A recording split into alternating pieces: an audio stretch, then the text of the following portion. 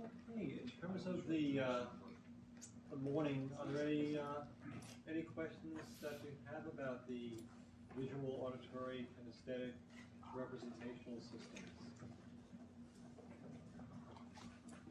I should say a couple of things. One is that in NLP we do often refer to those words as predicates. The visual predicates, auditory predicates, kinesthetic predicates. And the distinction is this, that the predicates are words. And the words indicate what our representational system is, meaning how we represent experience. Because like right now, you're seeing, you're hearing, you're feeling. The feelings could be just feeling temperature in the room, the emotional state, the posture, you're hearing my voice. It's multisensory.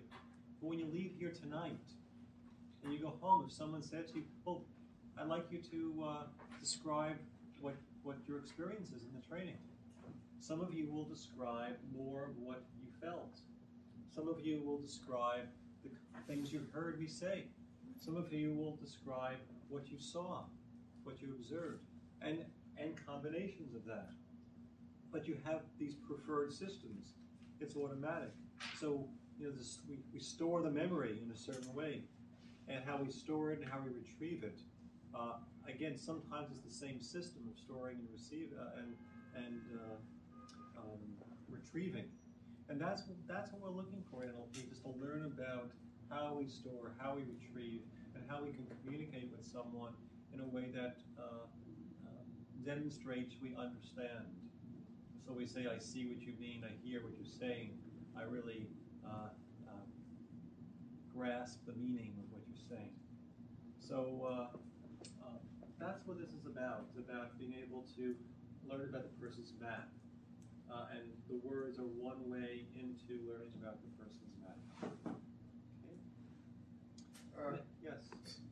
You just threw me off there because you've been saying all the morning the map is not the person, but now you're learning the map to learn the person. Not to learn the person, but to learn how they think. Okay. To learn how they process information, sort of their filter system. Because if we change the filter, we're still ourselves, but we're now changing the filter. Okay.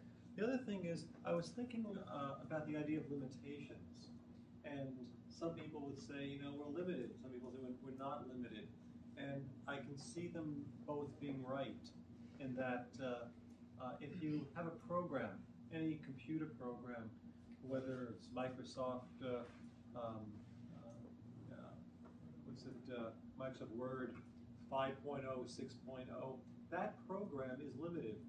It has certain functions. It has limitations built in. To any program, there are limitations.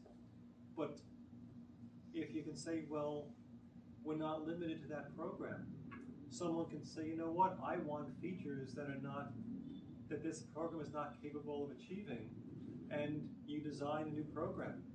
So now you have, 7.0, and so you could say that we're not, even though an individual program is limited, we're not limited to that one program. And in a way, NLP is about being able to recognize that, yes, the program is limited, but we're not limited to the program. And to learn other patterns that we haven't habitually, that are not familiar, that are different, that can allow us to achieve more, to be more effective, to achieve what we want to achieve. So I'm going to do an exercise, demonstrate an exercise right now, which I always do the first, usually the second day of the training. And it's called the Stuck Meta Resource exercise. And Stuck Meta Resource. I'll explain the terms to you shortly. The idea here is that we have certain programs that things trigger us off and send us into a state which we'll call stuck, because by definition in that state we don't have access to the resources that are available. So you could say that we have all the resources that we need to make the change you want to make. And yet, like I said to you earlier, if a person is in that unresourceful physiology, and I ask them a question like, what would you want? What resources do you need? If they're in that state, it's like they're in that program that it doesn't compute, and that in order to help the person get access to the resources, I need to help them break their state. And breaking the state may also involve changing the physiology, changing some modalities, changing the way they're thinking, so at least they can let go of it and to be able to step back from the experience. And that's what we call, in NLP, we refer to that position as the observer or the meta position. The word meta means about. So taking a step back to be able to think about, to talk about, to be able to be one step removed from the experience. I think that, who was I speaking to about getting into that, I think it was Rachel, the other Rachel, yesterday, about how to be able to watch yourself going through an experience without having to engage in the experience. So what we're basically, let me come back to this, what we're doing here, I'm going to do a demonstration with one volunteer, and I'll ask you to pick a context, and I'll give you some time to think about this. If you don't do the demonstration, you'll have more time to think about it, which is a situation that, a context in which you find yourself moving in, that somehow you're programmed to be in an unresourceful state. Now, it could be being impatient. It could be a state of frustration. It could be a state where you're making somebody wrong or making yourself wrong, where you're, or actually it could be a state where you know you're right. You know, I know I'm right, but there's a certain rigidity in there. It could be going to a state of being too serious, losing your sense of humor. Could be a state of, just call it rigidity, or it could be a state where you're feeling overly vulnerable. And it could be triggered by any number of things. You can come home and look and see that your desk with a pile of papers on your desk, and you go into this depressed mood.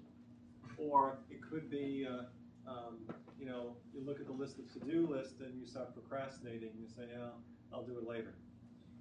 So this is about identifying for yourself a context where something triggers, puts you into a state where obviously we're always being ourselves, but usually when we're in a stuck state, we're not feeling like ourselves. We're feeling somewhat less than our full self. And if you are 40 years old and something triggers you off and you're feeling like, as unresourceful as you were, 20 years before, that would be a stuck state. And it happens to all of us.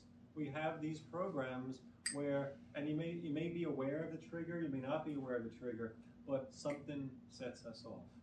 And the goal here, and what I'll be demonstrating, is how you can redirect your experience so you can begin to move into a more resourceful state. The thing I'm describing to you, by the way, when we get triggered off into an unresourceful state, usually that state doesn't last a long time, but it often lasts long enough so that you're not acting efficiently and effectively in the way that you want to be. So you're feeling off balance, and you say, "Oh, if I, like you described, when you're in that state, you didn't have access to information which was there. It was in your consciousness. You had this information of where you parked the car. But you went into that state, and it wasn't until you came out of the state, when you went to a more relaxed state later on, that the answer was there." So this is about how we could more quickly, automatically, without even thinking about it, move into a more resourceful state. Okay, so that's the overview. Who has something in mind that would fit this category and would like to do a piece of work with me? Would you? Excellent. So Tanya, why don't you come on up?